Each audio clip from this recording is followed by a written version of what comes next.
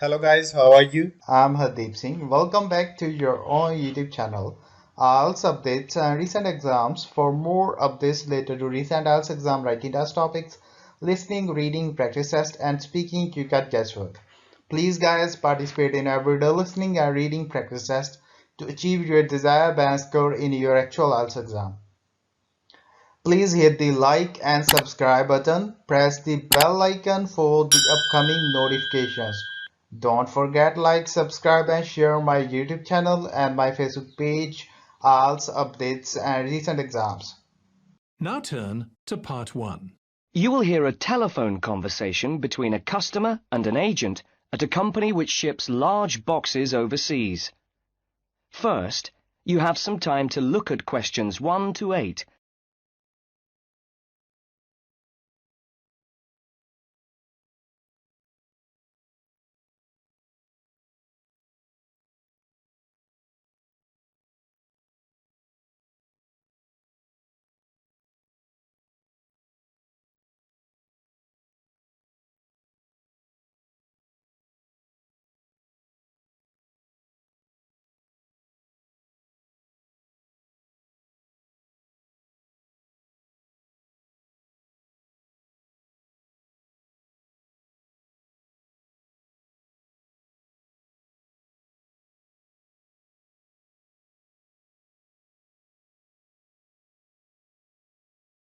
Now we shall begin. You should answer the questions as you listen, because you will not hear the recording a second time. Listen carefully and answer questions 1 to 8. Good morning, Packham's shipping agents. Can I help you? Oh, yes. I'm ringing to make inquiries about sending a large box, a container, back home to Kenya from the UK. Yes, of course. Would you like me to try and find some quotations for you? Yes, that'd be great. Thank you. Well, first of all, I need a few details from you. Fine. Can I take your name? It's Jacob Mkere. Can you spell your surname, please? Yes, it's Mkere. Is that M for mother?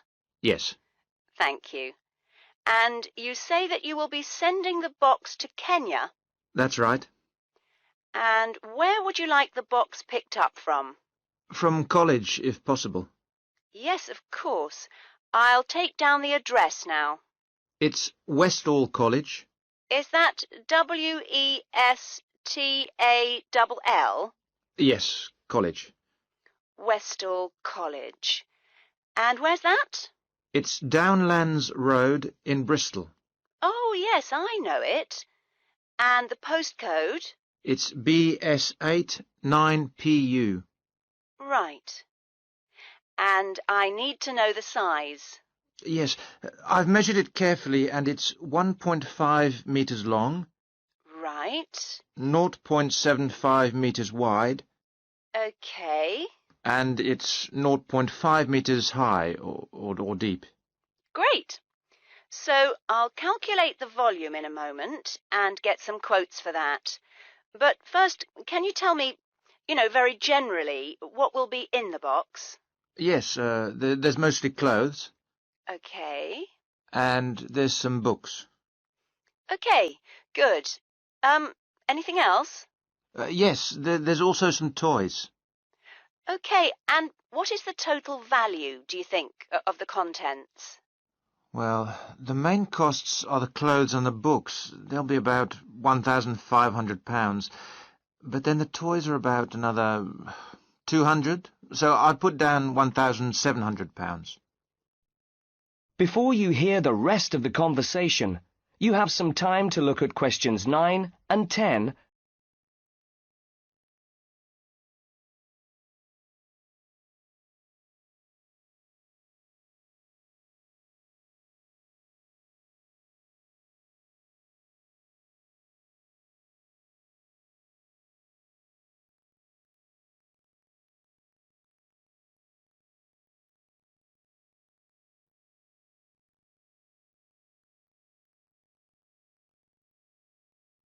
Now listen and answer questions 9 and 10. Okay, right. Now, Obviously, insurance is an important thing to consider, and our companies are able to offer very good rates in a number of different all-inclusive packages. Sorry, could you explain a bit more? Yes, sorry. There's really three rates according to quality of insurance cover. There's the highest comprehensive cover, which is premium rate, then there's standard rate, and then there's economy rate. That one will only cover the cost of the contents second hand. Oh, I've been stung before with economy insurance, so I'll go for the highest. Mm-hmm. And can I just check, would you want home delivery or to a local depot, or would you want to pick it up at the nearest port? The port would be fine. I've got transport that end. Fine. And will you be paying by credit card? Can I pay by cheque? That is the end of Part 1. You now have 1 minute to check your answers to Part 1.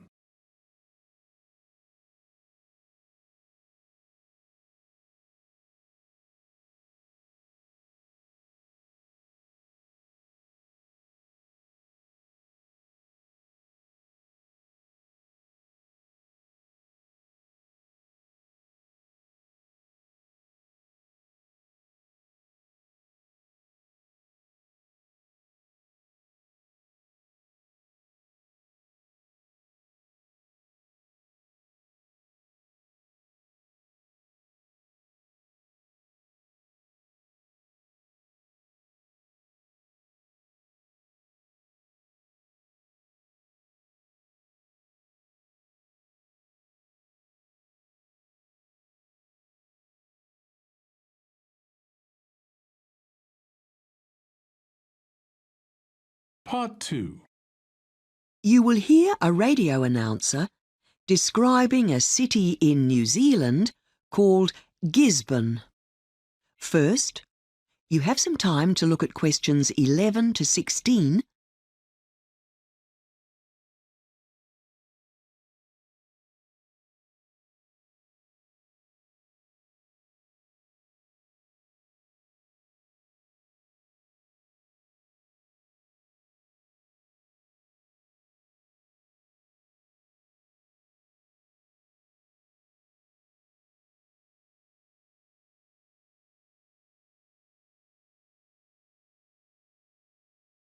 Now listen carefully and answer questions 11 to 16.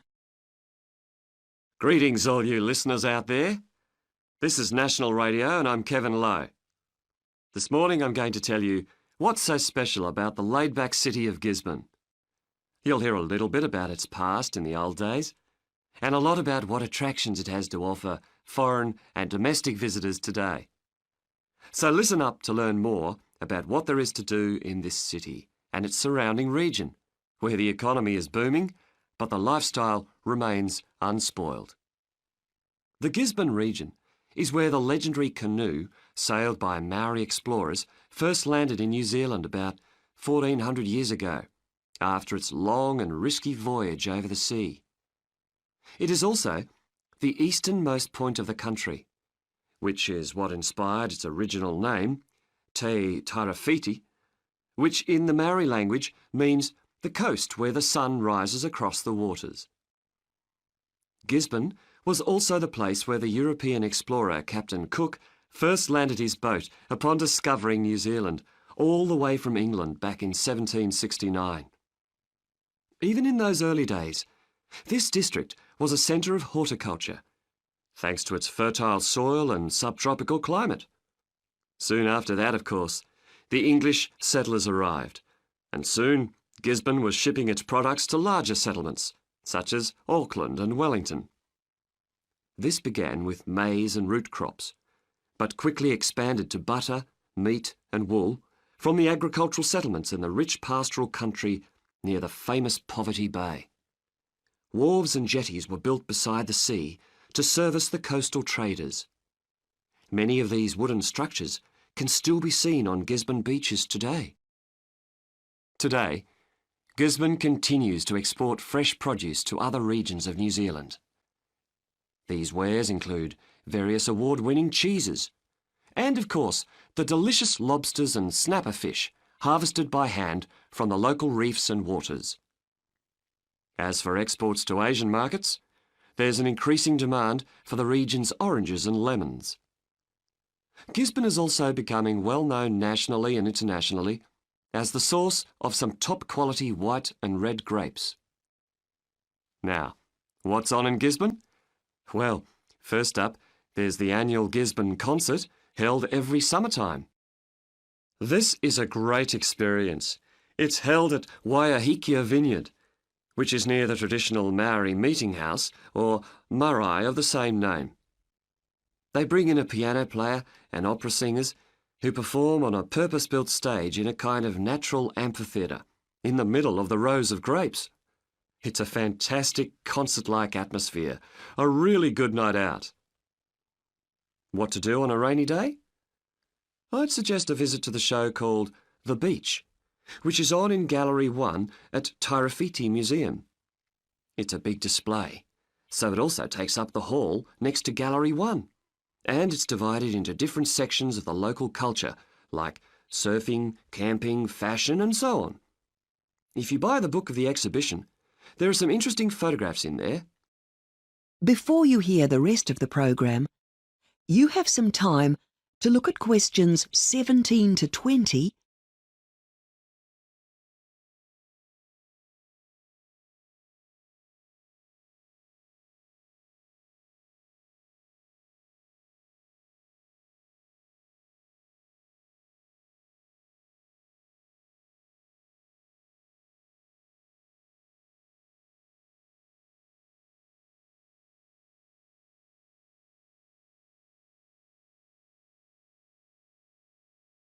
Now listen and answer questions 17 to 20. There's a lot else to see in Gisborne as well. You shouldn't miss the Hot Springs Reserve, which has warm natural mineral pools and little houses where you can stay amongst the bush. Being very secluded and private, this resort is most favoured by newlyweds, who often book a cabin for their honeymoon. The water is very therapeutic too. It's apparently good for your health to bathe there, though not recommended for pregnant women or the elderly. Around the corner is Mahia Peninsula, legendary as a New Year's Eve party destination for large crowds of university students after their graduation. The surfing and fishing here is excellent, and it's a safe spot for swimming and diving too. Now, also good for kids is taking a raft or jet boat ride on the Motu River. This sounds quite wild, doesn't it? But in fact, this activity is often used by local primary schools who take big groups of young children, several classes at a time, out here for a bit of fun while they're on their school camp. No parents required. You can have some time out, as this activity is a lot safer than it sounds and is carefully supervised by the rafting company. Finally, don't let's forget the Eden Woodlands Park, which is really a huge tree nursery. You can walk for hours here in the peaceful green surroundings, along a variety of tracks. There's even a very nice walkway made wide enough for those in wheelchairs, so that everyone can go along and enjoy Mother Nature at her best. That is the end of Part 2. You now have 30 seconds to check your answers to Part 2.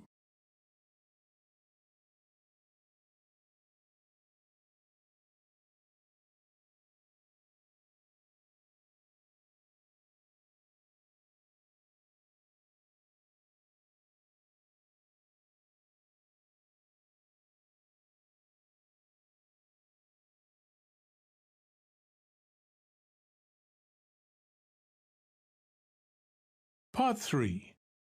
You will hear an interview with Professor Green from a local university which enrolls a large number of overseas students in its courses. He is talking to Indra, a student representative, about the importance of attending lectures. First, you will have half a minute to look at questions 21 to 30.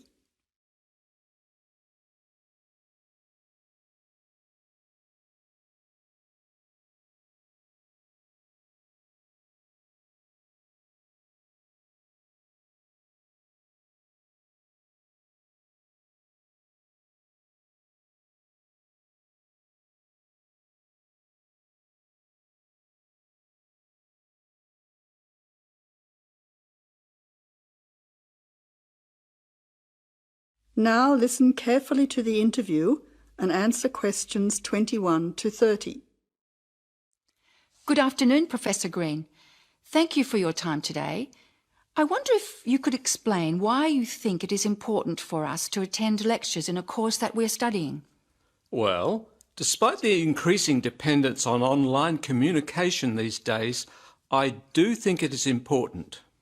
Apart from delivering the content of the lecture itself, I believe that there are some general communication benefits from having large groups of students together in one place. For lecturers, it is an opportunity for us to address many students together at one time. For students, it helps you to feel part of the wider learning community who are following the course. You can interact with each other both before and after the lecture to discuss the ideas and content, networking with each other and comparing your notes. But isn't most of this achieved, as you said, these days through online communication? Well, lecturers do communicate with students online, of course, but we usually only give a summary or notes of the lecture, so there are significant differences. When you go to lectures, you get more of an insight into what the lecturer considers important. We give additional commentary and anecdotes, and by voice emphasis, we can alert you to the key concepts, theories, and issues of the subject. By not attending lectures, you might miss crucial information about what we are expecting in an assignment. You know, these extra things can make a difference. Okay, but there are tutorials. There is a lot of interaction between students and lecturers in tutorials. Can't all this be done in tutorial discussion groups instead of having lectures? Yes, to some extent. But during lectures, the lecturers can sensitise you to the debates and the controversies that are dealt with in the literature. This can help you think more critically about the subject. So then, when you come to the tutorial, you'll be able to come with some questions and ideas for discussion. The result of this is that the tutorial class will be more beneficial for everyone who attends.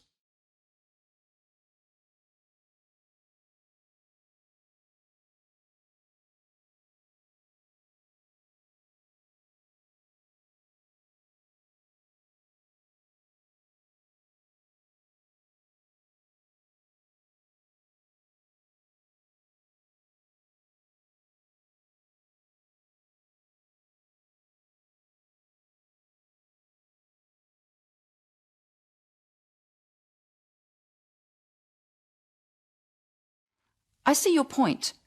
However, surely this also depends on whether students are able to understand and follow the lecture well. What strategies do you recommend to help students get the most out of lectures? I would say that first of all, it is important to do some pre-reading. By doing this, you get an orientation to the topic. You'll become familiar with the key terms and you'll be able to follow the lecture points more easily. I also think it is good to arrive early to collect handouts and to find a seat where it is easy to see and hear what is going on. Then, importantly, during the lecture itself, you need to be attentive. I know from experience that it is often difficult to be attentive. What can students do to improve their attentiveness during the lecture? I think that there are two keys to following a lecture successfully: using the visual cues and using active listening techniques. By maintaining eye contact with the lecturer and following how the lecturer makes use of the slides, whiteboard and so on, you are using the lecturer's visual cues, which help make the structure of the information clear and give you a sense of what's important. Then, using active listening techniques will also help you to process the information. What do you mean by active listening techniques? Well, you need to pay attention to the methods the lecturer uses to highlight important information. As I said before, in the spoken language of a lecture, we get the benefit of things such as stress and intonation, use of examples and anecdotes, as well as the language signals used to show relationships between ideas. Yes, I see what you mean. These things will be missing in written summaries. And what about taking notes? Does that help? Taking notes helps you to concentrate, so I would certainly advise you to do that. It's difficult to listen and write good notes at the same time, so it does take some training. Yes, taking notes needs a lot of practice, I've found. Do you have any other advice? Well, I can't finish without stressing the importance of formulating questions while you are listening.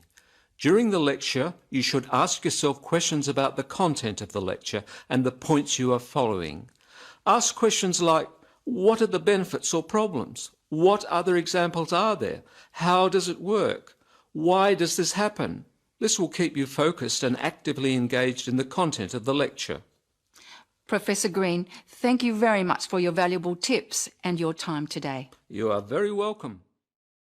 That is the end of part 3. You now have 30 seconds to check your answers to part 3.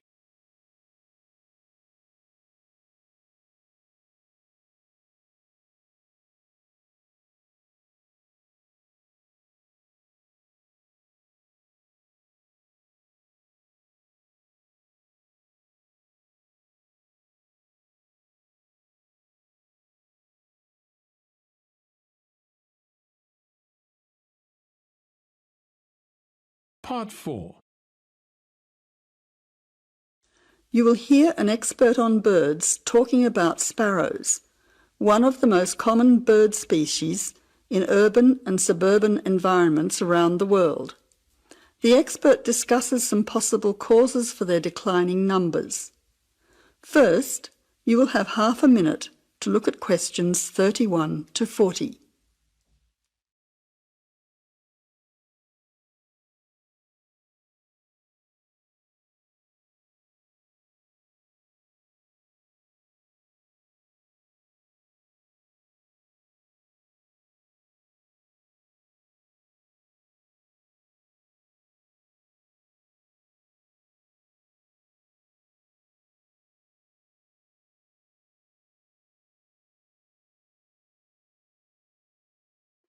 Now listen carefully to the talk and answer questions 31 to 40. Some people dislike sparrows and see them as annoying pests in their neighbourhood. Others see them as an interesting part of the urban environment. Love them or hate them, it could be that the familiar scene of these birds flying, hopping and chirping in our city streets will soon become a thing of the past. Until recently, there were so many sparrows around that people tried all kinds of methods to get rid of them. But it now seems that many people are starting to worry about the declining numbers of sparrows in many cities around the world. Over the past 20 or 30 years, sparrows have been disappearing throughout many parts of the world. In Britain, since the 1920s, the overall population of sparrows has declined by 92%. In London, they were once so plentiful that people who conducted regular surveys did not bother to count them because they were simply too common. Now there are none. This decline has also been recorded in some cities in continental Europe, parts of North America, and India as well. Some people will be surprised at this, as they probably still see many sparrows in their local neighbourhood. But whereas some suburbs may have large numbers of sparrows, in the next suburb there may be none. So, why are they disappearing rapidly in some areas, yet still exist in large numbers in others? Well, it is a bit of a mystery. Some say it is due to local issues. There are a number of factors here, one of which is harassment or predation. Other local animal species harass them and domestic cats hunt them for food. Secondly, there is increased competition both for food and for nesting sites from other seed-eating birds in the neighbourhood. And thirdly, it is now more difficult for sparrows to make nests in modern buildings due to more effective modern building methods. Recent studies suggest that another reason may be related to a problem with the breeding success of the sparrows. Although they continue to breed, the young nestlings keep dying. These deaths have been linked to a lack of insects, such as aphids. This decrease in the availability of insects, it is believed, then causes the young nestlings to die of starvation or dehydration. It seems that there is a growing worldwide shortage of insects, and our modern urban lifestyle with the increasing use of motor vehicles is being blamed for it. It is suggested that the carcinogenic chemicals released into the atmosphere by unleaded car exhaust fumes is having an impact on insect numbers. Another theory, which is thought to be affecting sparrow numbers, is connected to our technological advancement. According to some experts, the mobile telephone towers that are now a feature of our modern cities emit electromagnetic radiation, which might affect the sparrow's central nervous systems and result in their death. The evidence is only circumstantial, and sparrows still continue to thrive in some major cities. However, it is interesting to note that in the 1990s, the use of mobile phones and unleaded petrol skyrocketed, and both coincide with the period of the sparrows' declining numbers in many modern cities. That is the end of part 4. You would now have 10 minutes to transfer your answers to the answer sheet. So guys, don't forget like, subscribe and share my YouTube channel and my Facebook page. IELTS updates and recent exams. For more updates related to recent IELTS exam writing test topics, listening, reading, practice test and speaking, you got guesswork. Please guys, participate in everyday new IELTS listening and reading practice tests to achieve your desired band score in your actual IELTS exam. For more IELTS material, visit my official website www.ieltsupdatesandrecentexams.com. The link is given below in the description. If you need PDF files of latest IELTS material, then please join my Telegram channel. So guys, please write your score below the comment section. Again, thanks for listening. God bless you all guys. Stay tuned, stay safe.